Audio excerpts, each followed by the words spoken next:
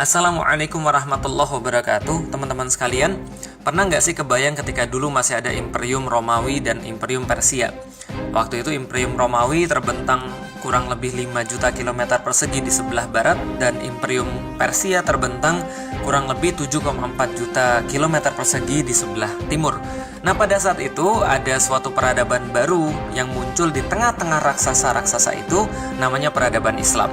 Ternyata kurang dari 100 tahun, Islam bisa mengalahkan peradaban Persia yang sudah dibangun selama ribuan tahun dan peradaban Romawi yang sudah dibangun 500-an tahun. Pertanyaannya, apa yang menginspirasi mereka? Apa yang menjadi dorongan-dorongan mereka? Dan sekarang kita lihat justru Islam terpuruk dan tidak seperti pada dahulu kala kita lihat dalam sejarah. Inilah yang saya coba jawab dan teman-teman bisa baca di dalam buku saya, Beyond the Inspiration. Bismillahirrahmanirrahim. Assalamualaikum warahmatullahi wabarakatuh. Alhamdulillah, puji dan syukur senantiasa kita panjatkan kepada Allah Subhanahu wa Ta'ala. Salat dan salam semoga tercurah dan terlimpahkan kepada baginda Nabi besar Muhammad Sallallahu Alaihi Wasallam. Pertama-tama saya mendoakan mudah-mudahan teman-teman sekalian di hari yang ke-26 ini, yang berarti semalam adalah hari ke-25, mudah-mudahan malam 25 ini termasuk malam Lailatul Qadar. Mudah-mudahan. Ya, kalau enggak ya berarti malam 21, kalau enggak ya 23, kalau enggak ya 27 atau 29.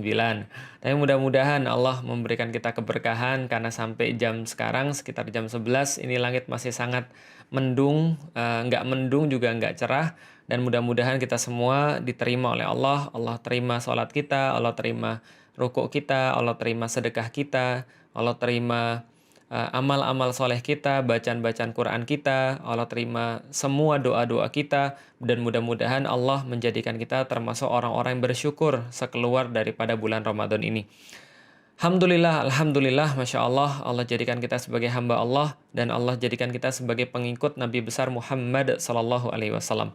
Dan Alhamdulillah, teman-teman sekalian, kita masih melanjutkan bahasan kita tentang life is choice. Dan kita sudah bahas kemarin sampai pertemuan ketiga. Kita baru bahas sampai masih bab ke-1 tentang hidup adalah pilihan, poin yang ketiga. Bahwa setiap pilihan pasti punya konsekuensi. With greater power comes greater responsibilities. Asik. Jadi bersamaan dengan besarnya suatu kekuatan atau besarnya suatu keinginan akan muncul tanggung jawab yang lebih besar lagi. Di dalam Al-Qur'an itu senantiasa diulang-ulang rumus semacam ini. Misal dalam ayat yang saya pikir sama-sama kita hafal, "Tsumma latus'alunna yauma idzin 'anin na'im." Setiap kenikmatan, kata Allah, pasti akan diminta pertanggungjawaban. Berarti semakin besar kenikmatan yang diberikan oleh Allah kepada seseorang, maka makin besar pula pertanggungjawaban yang Allah akan minta bagi dia. Maka ada orang yang Allah kasih rezeki dalam hidup dia, misalnya per bulannya dia punya 100 miliar. Tentu saja pertanggungjawabannya lebih besar daripada orang yang punya rezeki satu bulannya cuma 5 juta.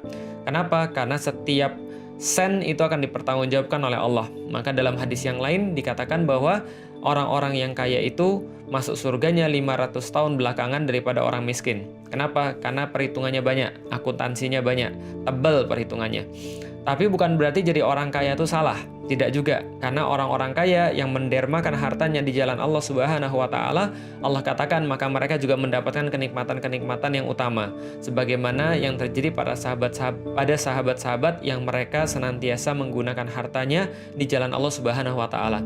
Tapi poinnya, kita sudah jelaskan kemarin, juga termasuk kisah tentang Isa ibnu Maryam yang ketika Hawariyun meminta makanan ma'idatan minas sama, mereka minta makanan dari langit, maka Allah kabulkan dengan notes. Apa notesnya? Kalian harus lebih bertakwa kepada Allah, karena kami kasih sesuatu yang lebih daripada yang lain. Kami kasih lebih istimewa, kamu harusnya lebih tahu diri. Tapi kalau kamu tidak tahu diri, Allah katakan seolah-olah begitu, kamu akan mendapatkan azab yang lebih pedih daripada yang lain. Kenapa? Karena Allah sudah kasih sesuatu. Jadi hati-hati dengan apa yang kita minta. Pastikan apa yang kita minta itu kita tahu mau kemana. Jadi jangan hanya minta mobil, jangan hanya minta rumah, jangan hanya minta kawin gitu kan, minta nikah gitu ya. Jangan hanya minta, tapi kita harus bisa mempertanggungjawabkan dulu. Kalau misalnya lebih bagusnya adalah kita sudah perlu baru kita minta. Kita sudah ngadain satu TPA misalnya. Kita ngadain satu TPA di satu ruko misalnya. Kemudian TPA itu berkembang dari 1 orang, 2 orang, 10 orang sampai 50 orang. Setelah 50 orang itu ruko sudah nggak muat lagi. Maka doa kita pada Allah, ya Allah Engkau tahu kami perlu TPA, kami perlu tempat yang lebih luas untuk nampung anak-anak, untuk diajarkan untuk baca Al-Quran, untuk diajarkan tentang Islam. Tapi tempat kami sudah mulai nggak muat ya Allah. Engkau tahu apa yang akan kami lakukan kalau Engkau berikan kami harta tambahan. Maka kami akan sewa tempat yang lain. Kami akan sewa tempat yang lebih besar. Ya Allah Engkau tahu ya Allah, sampai sekarang aku dakwah. Dan seandainya aku punya motor ya Allah, ini harusnya lebih besar, lebih luas jangkauan dakwahku ya Allah. Maka setiap apapun yang Allah berikan, itu ada hisapnya, itu ada konsekuensinya. Maka saya sering bilang sama istri saya, bagaimana caranya untuk semua yang kita beli ini, semua yang kita nikmati ini adalah sesuatu yang ringan hisapnya. Maka pergunakan untuk kebaikan. Maka berlakulah dari situ di keluarga saya, dan saya juga memberikan prinsip ini pada siapapun yang berada di dekat saya adalah kalau kita berbicara tentang kehidupan kita, maka kita ambil standar-standar minimal kalau kita bisa. Tapi kalau kita sudah berbicara tentang dakwah, maka itu harus yang paling bagus. Kita harus benar-benar royal terhadap dakwah. Kalau seandainya memang untuk dakwah, belilah kamera yang terbaik. Kalau memang untuk dakwah, belilah HP yang terbaik. Kalau memang untuk dakwah, maka belilah komputer yang terbaik. Kenapa? Karena kita gunakan untuk di jalan Allah. Kita ringankan hisapnya. Jangan sampai kemudian kalau seandainya kita beli sesuatu justru untuk diri kita yang paling bagus untuk dakwah, kita sisa-sisain akhirnya. Misalnya, kadang-kadang ada orang pengen surganya Allah. Pengen surga Allah yang paling tinggi, surga Firdaus. Lalu masuk surga tanpa hisap pula. Tapi kerjaannya hanya mengesampingkan Islam. Hanya memberikan Islam sisa-sisanya saja. Dia pakai duit dia, lalu kemudian sisanya dia baru sedekahkan. Itu pun kalau berlebih. Nggak ada masalah sih. Cuman nggak pas aja dengan apa yang kita minta. Dengan konsekuensinya tidak pas dengan apa yang kita inginkan. Nah, artinya kalau seandainya kita berbicara tentang Islam, kita berbicara tentang dakwah, maka itu harusnya yang paling bagus. Dan ini adalah bentuk daripada penerapan life is choice. Karena setiap choice yang kita akan buat, tsumma latus'alunna yauma idzin anin naim. Setiap pemberian Allah akan dipertanggungjawabkan. Maka pastikan ketika kita minta sesuatu, kita ingin sesuatu, kita milih sesuatu, maka kita siap dengan konsekuensinya. Lihat di sekitar kita. Jangan sampai yang di sekitar kita itu berat hisapnya di hadapan Allah Subhanahu wa taala. Punya mobil, pakaikanlah untuk dakwah. Punya mobil yang mewah, pakaikanlah untuk di jalan Allah. Gimana caranya? Jemputinlah para ustadz misalnya, para ulama misalnya. Oh, ustadz modus pengen dijemput mobil mewah. Bukan gitu. Saya sudah punya mobil dan saya nggak ada masalah. Tapi coba kadang-kadang kita tuh memberikan syiar di dalam dakwah kita. Ya, contoh kayak misalnya, ya saya kenal misalnya kayak Ustadz Somad misalnya. Ustadz Somad itu dijemput dengan apapun dia mau. Karena dijemput dulu pun ketika masih di Pekanbaru, dia dijemput motor butut pun dia mau. Tapi masalahnya adalah tugas kita kan mensiarkan sesuatu yang baik. Ini loh ketika ada kajian, Ustadz tuh dimuliakan dengan jemputan mobil yang lumayan bagus misalnya. Itu adalah bentuk syiar, bukan berarti Ustadznya yang mau. Karena kalau Ustadznya yang menginginkan itu juga menjadi masalah. Itu juga bukan sesuatu yang baik. Tapi cara pemulihan terhadap dakwah. Misalnya lagi, kalau seandainya kita ahli sound system. Saya punya teman ahli sound system. Dia menggunakan kemampuannya untuk dakwah. Kenapa? Supaya memperingan hisapnya. Kita punya harta itu harus diringankan hisapnya. Bagaimana cara meringankan hisapnya? Wa mimma razaqnahum yunfiqun. Maka di sebagian apapun yang telah Allah sampaikan kepada kita, maka kita menginfakkan untuk dikembalikan kepada jalan Allah Subhanahu wa taala. Maka ini adalah setiap yang namanya keinginan, setiap yang namanya pilihan pasti ada konsekuensinya dan orang tidak bisa lepas dari sana. Pengen jadi orang baik, ada konsekuensinya. Pengen jadi orang jahat, ada konsekuensinya. Nggak mau jadi orang baik dan nggak mau jadi orang jahat, itu konsekuensi yang paling besar. Kenapa? Karena yang di tengah-tengah tuh paling nggak enak. Mau jadi laki-laki, ya laki-laki. Mau jadi perempuan, ya perempuan. Di tengah-tengah nggak laki-laki, nggak perempuan, nggak jelas. Ini yang paling nggak enak. Anda ibarat gini, kalau Anda naik angkot, kaki kiri sebelah angkot yang satu, kaki kanan di sebelah angkot yang lain. Gimana ceritanya kira-kira? Anda polisi bukan, penjahat juga bukan.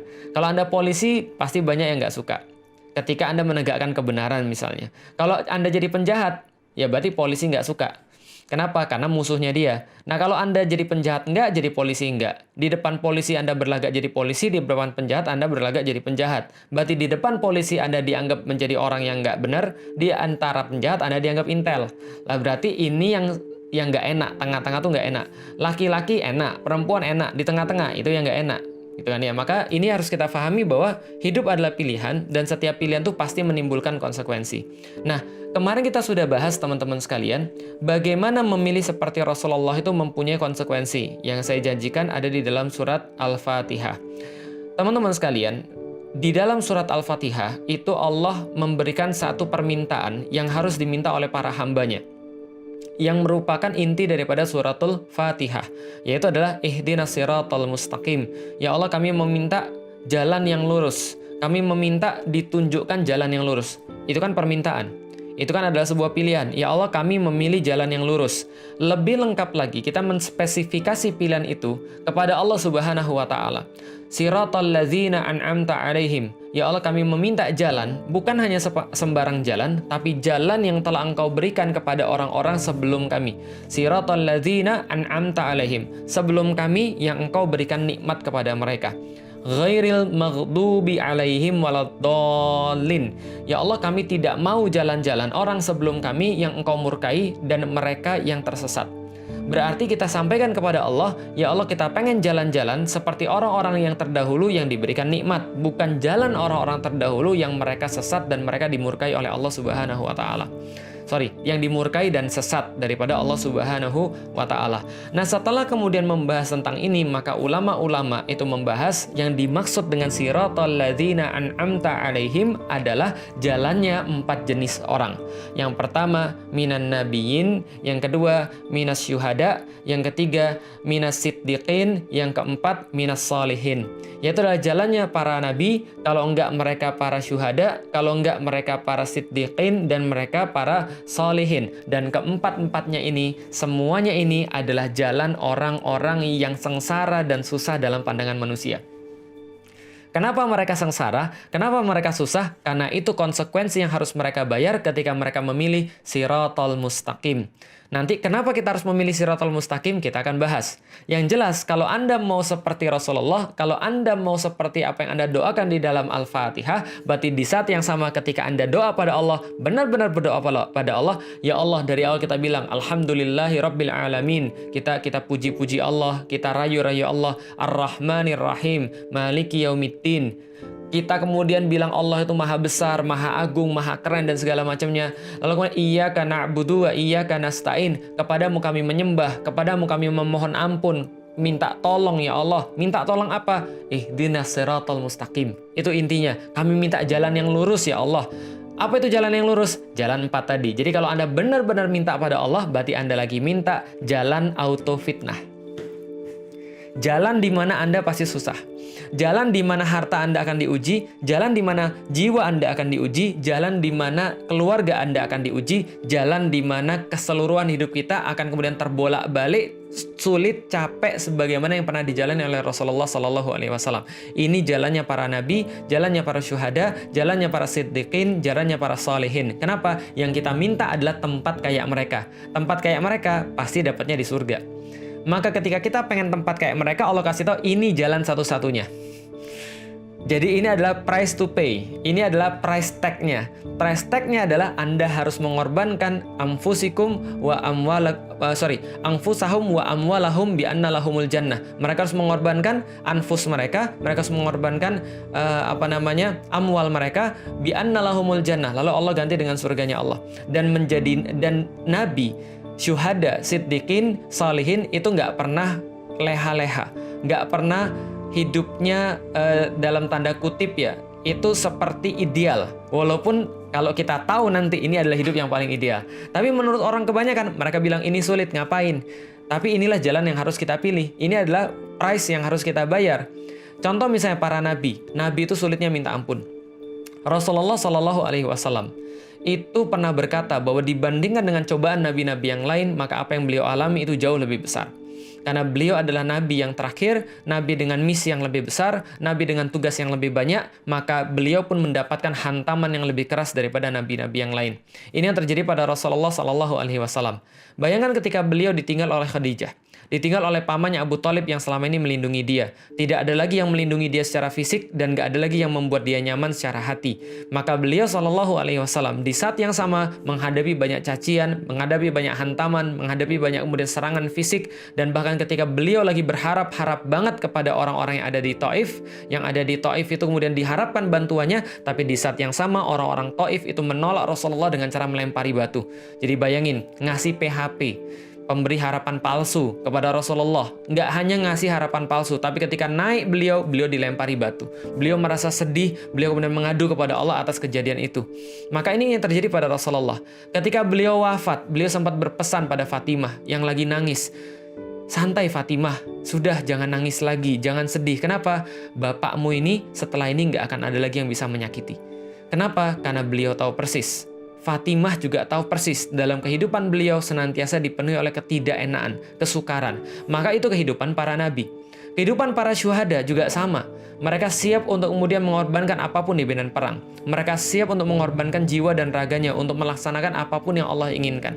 Orang-orang siddiqin adalah orang-orang yang membenarkan kebaikan, membenarkan Nabi, dan tidak jarang di antara mereka adalah orang-orang yang dibunuh. Lihat dalam surat Yasin. Bagaimana ketika seorang pemuda, wajah min aqsal madinati rajulu yas'a, ketika datang seorang pemuda, datang dari ujung kota untuk membenarkan para nabi, maka dia membenarkan para nabi, mentasdik para nabi, dia harus mati diinjek-injek sampai ususnya keluar dari anusnya. Artinya ini adalah orang-orang yang siddiqin. Abu Bakar As-Siddiq, nama As-Siddiq itu diambil daripada ketika beliau membenarkan Rasulullah. Bagaimana kehidupan beliau? Bagaimana pengorbanan harta beliau? Bagaimana beliau mengambil dirinya sebagai pelindung Rasulullah ketika di gua, ketika bersembunyi daripada kejaran orang-orang kafir Quraisy. Beliau membiarkan dirinya untuk digigit kalajengking, digigit oleh kalajengking, skorpion, sementara dia melindungi Rasulullah Shallallahu Alaihi Wasallam. Ini kemudian menandakan bagaimana Ali bin Abu Thalib misalnya menjadi pembela Nabi, harus menggantikan Nabi ketika posisinya lagi hijrah untuk menggantikan Nabi tidur di tempatnya. Ini adalah fisik, inilah ngeri sekali. Maka Allah menyampaikan di dalam Al-Quran. Dalam surat Al-Baqarah, am hasibtum an tadkhulul jannah wa lam ya'tikum mathalul ladzina khala min qablikum masathumul ba'sa'u wad-dharra'u wa zulzilu hatta yaqula rasulu wal ladzina amanu ma'ahu mata nasrullah. Ala inna nasrallahi qarib. Sesungguhnya Allah katakan, pernah kejadian satu masa, am hasibtum an tadkhulul jannah, Allah katakan kepada orang-orang yang beriman di kalangan para rasul, di kalangan para sahabat-sahabatnya, maka Allah katakan, apakah kalian merasa kalian akan masuk surga? Walamma ya'tikum, sebelum datang kepada kalian, padahal belum datang kepada kalian, mathalul ladzina khalu min qablikum, apa yang sudah pernah datang kepada orang-orang zaman dulu yang Anda bilang mau kayak mereka, yang Anda bilang mau kenikmatan kayak mereka. Apa yang Allah katakan?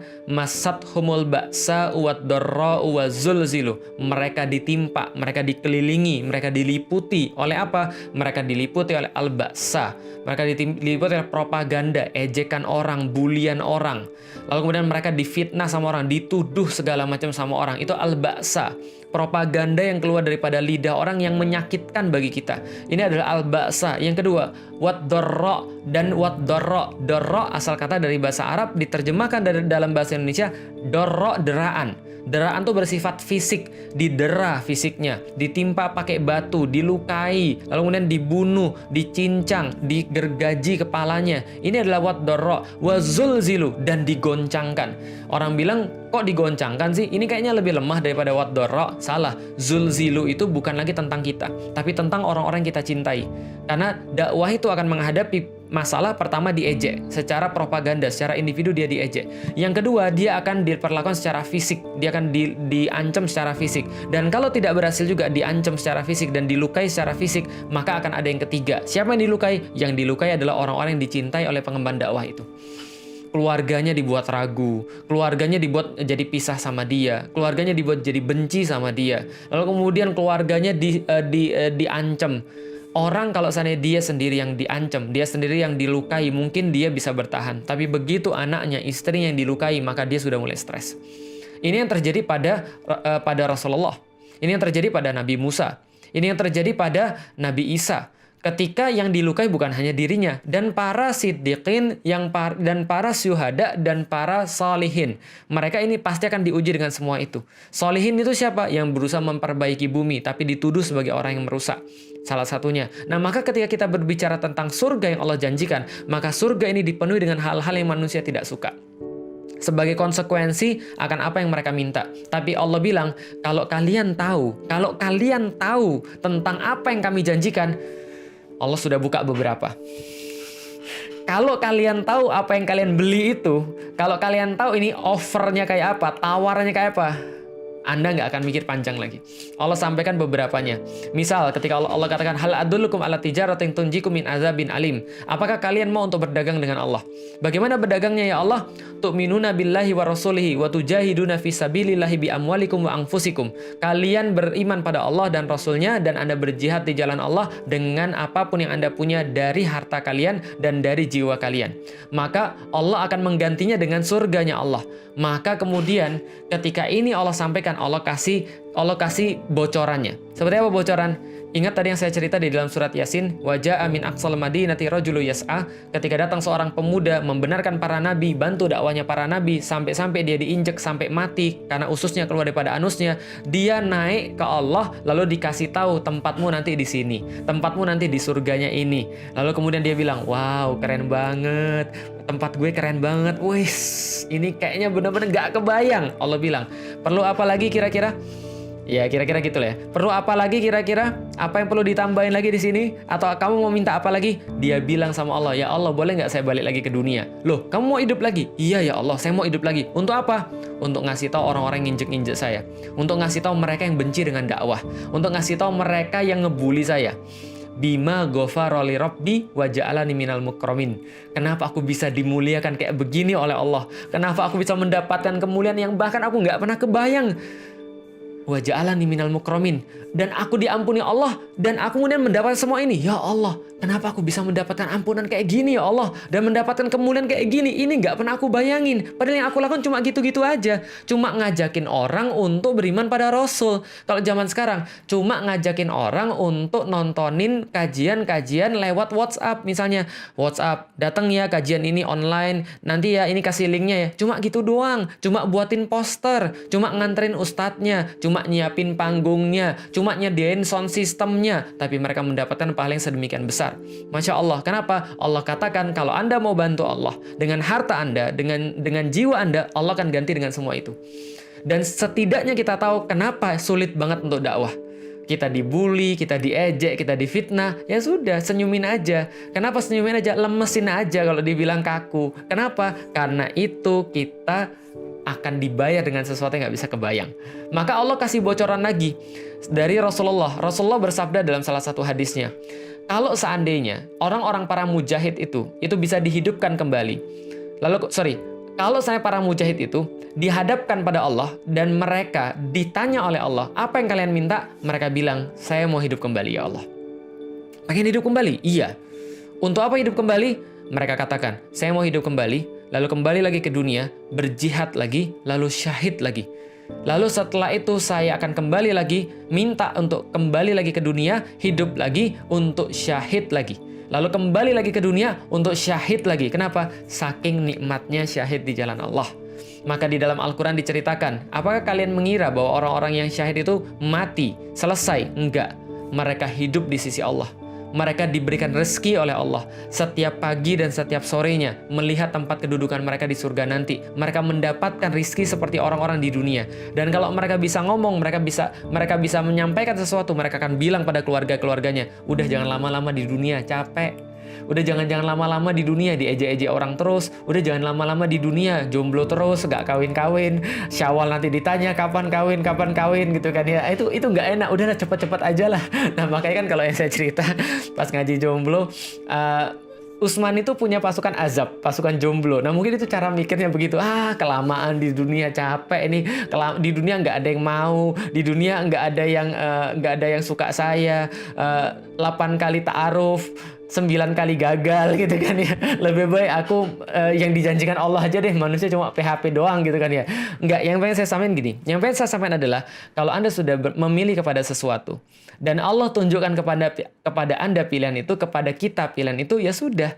Beristiqomahlah dalam pilihan itu karena itu sudah kita pilih. Maka satu waktu ketika saya mau ngisi kajian dan saya harus kemudian pergi untuk menunaikan satu amanah dakwah misalnya. Antum tahu nggak? Emang kalau ustadz itu, kalau orang yang sudah mengemban dakwah itu, emang kalau orang yang sudah jadi aktivis dakwah itu lantas mereka bebas daripada rasa malas? Enggak, saya tuh malas to the max. Sangat males. Saya tuh kalau makanya saya bilang, saya pernah ditanya, Ustadz, kalau seandainya tokohnya di Naruto siapa yang paling cocok? Ya, saya sudah sangat jelas sekali. Saya adalah tokoh yang paling cocok Shikamaru. Kenapa? Males gitu kan ya. Kalau disuruh males gitu kan. Repot gitu kan ya. Ya saya tuh begitu. Saya tuh nggak seneng yang repot-repot. Nggak seneng yang malas-malas. Nah, kenapa? Karena saya tuh orangnya dasarnya males dan manusia memang dasarnya males. Tapi karena saya sudah tahu kehidupan saya mau di mana, karena saya tahu ini adalah kehidupan yang saya pilih, karena saya sudah mengucapkan ihdinas siratal mustaqim, maka kemudian saya jalan. Kenapa? Ini pilihan hidup saya. Jadi ketika saya lagi dipersekusi misalnya, saya lagi diejek-ejek orang, dituduh orang, ya sudah, ini hidup yang sudah kamu pilih, Lik. Mau apa lagi? Allah sedang memberikan kamu jalan yang kamu pilih. Allah sedang memberikan kamu kenikmatan seperti orang-orang zaman dulu. Kenikmatan apa? Ketika Anda bisa untuk memfilter setiap ucapan-ucapan manusia, karena ucapan Allah lebih penting. Ketika Anda bisa untuk mengutamakan apa yang Allah inginkan dibandingkan apa yang manusia inginkan dari diri Anda.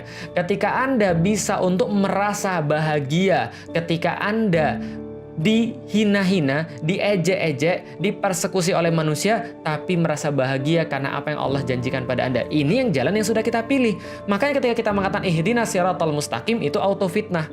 Itu auto sulit hidup kita, auto sengsara hidup kita. Katanya, menurut orang, tapi nanti Allah akan menurunkan sakinah buat kita. Allazi anzala sakinatan fi qulubil mu'minin. Itulah kenapa orang-orang yang sudah ditunjuki oleh Allah kebahagiaan, mau diapain aja pada manusia, dia bisa kebel. Kenapa? Allah sudah nurunin dia kebahagiaan.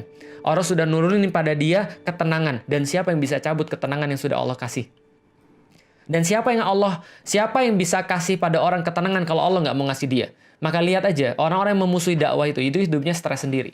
Itu hidupnya susah sendiri juga. Kenapa? Pernah ada yang nanya pada saya, Ustadz, kalau misalnya Ustadz tidak boleh balas cercaan orang. Kalau orang berbuat maksiat, kita tetap harus taat. Kayak kemarin, udahlah Indonesia terserah, mau apa-apa aja, serah kalian aja lah. Kalian diomongin nggak bisa, kata para perawat. Para perawat nanya saya, ini gimana Ustadz, apa kita boleh untuk cuek? Saya bilang, di dalam Islam kita nggak bisa. Di dalam Islam kita harus tetap peduli. Di saat orang lain itu kemudian acuh dan tidak acuh. Di saat orang lain maksiat, kita harus tetap taat. Karena kita nggak bisa menjadikan dasar menjadi maksiat karena maksiat orang lain. Ini kemudian di dalam Islam, maka saya katakan pada orang yang nanya, kan hidup di dalam Islam susah, kan dakwah dalam Islam susah, orang berbuat maksiat kita nggak boleh, orang ngejek kita nggak boleh balas, orang berbuat jahat kita nggak boleh balas, lalu bagaimana? Saya bilang, ya memang capek sih, ya memang susah sih, tapi kalian tahu nggak, kita tuh capek, mereka juga capek. Bedanya apa? Kita capek, kita fitrah, mereka capek betulan. Kenapa? Mereka lebih capek karena mereka pura-pura untuk jadi orang baik. Mereka pura-pura jadi ustadz, mereka pura-pura jadi ulama. Mereka pura-pura ngerti dalil, padahal mereka bukan orang yang begitu. Lihat aja, ada orang yang pakai nama Ustadz titik-titik gitu kan ya. Padahal dia nggak ngerti sama sekali tentang agama Allah, cuma mempermainkan aja. Nah itu kan capek. Untuk berbuat tidak pada fitrahnya. Suruh ikan suruh kemudian untuk jalan, suruh manjat gunung. Ya susah, capek. Kalau kita, memang kerjaan kita tiap hari begitu. Kita berusaha menjalankan Islam dalam kehidupan kita, dan kita ngomong pada orang lain karena kita sudah merasa happy dengan Islam kita. Kita udah merasa senang dengan Islam kita. Kita merasa ini kita banget gitu loh maksudnya. Kita biasa aja, capek ya capek. Tapi Allah memberikan kebahagiaan yang luar biasa. Nah maka kalau kita balik lagi membahas tentang hidup adalah pilihan. Maka kalau seandainya kita diberikan oleh Allah al-ba'sa wad-dharra wa zulzilu, berdasarkan dengan ayat yang tadi surat Al-Baqarah ayat 214 kalau saya nggak salah, maka Allah katakan kalau kalian mau surga harusnya kalian akan nanggung ini. Berarti kalau Allah sudah ngasih al-ba'sa wad-dharra wa zulzilu ketika kita berada di jalan dakwah, berarti ada chance Allah bakal menghadiahkan kita surga insya Allah. Ada chance. Walaupun kita nggak tahu. Yang penting ada chance. Kenapa? Ada chance itu bisa jadi benar, bisa jadi enggak. Tapi kalau sudah nggak ada chance, ya sudah nggak ada chance, nggak ada kemungkinan. Maka tugas kita adalah sebenarnya berteguh di dalam dakwah. Ketika saya dipersekusi, saya minta nasihat pada para asatidz, minta nasihat pada para habaib. Yang menarik adalah para habaib itu bilang, Masya Allah, Ustadz, kami merasa iri. Kenapa? Karena pola dakwah kakek kami itu ketika kakek kami berdakwah, Rasulullah Muhammad, dia dipersekusi. Maka lihat aja ulama-ulama yang dibenci oleh orang-orang yang gak baik, dibenci oleh orang-orang yang buruk, maka itulah insya Allah yang termasuk golongan yang baik. Wallahu a'lam bishawab, teman-teman sekalian, mudah-mudahan bermanfaat. Ini yang bisa kita sampaikan pada hari ini. Sudah pas hampir 30 menit, kita undur diri. Nanti kita insya Allah sambung dalam bab yang berikutnya. Wallahu a'lam bishawab. Assalamualaikum warahmatullahi wabarakatuh.